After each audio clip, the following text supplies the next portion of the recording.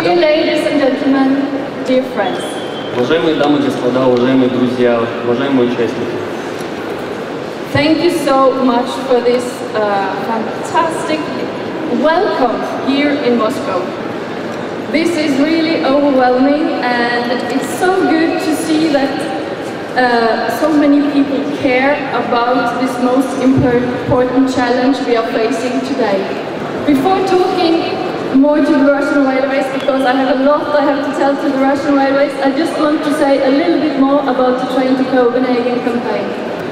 As you heard, the Train to Copenhagen campaign is about reminding the decision makers going to COP15, starting in Copenhagen next month, about that railways is a part of the solution for how to reduce emissions from the transport sector.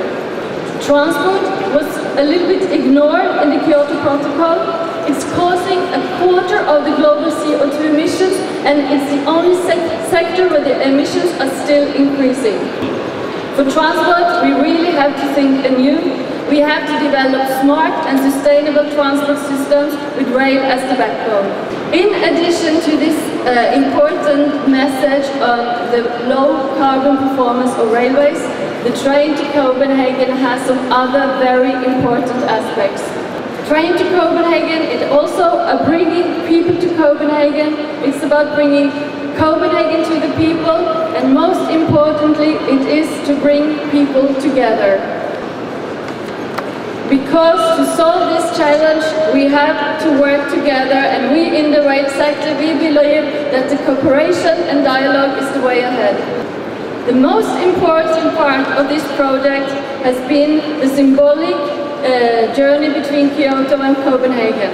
Wow. And that is why we have the big honor of being here with you today.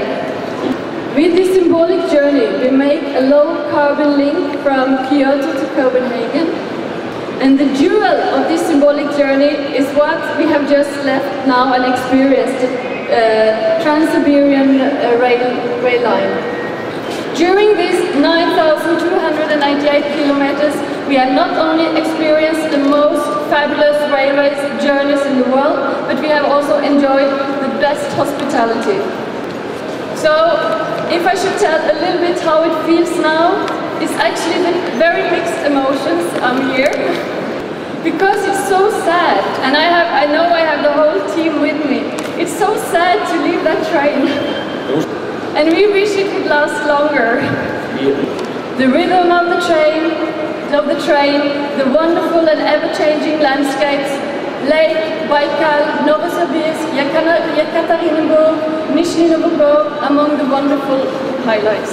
But as I said, the emotions are mixed, and most of all, we are so grateful.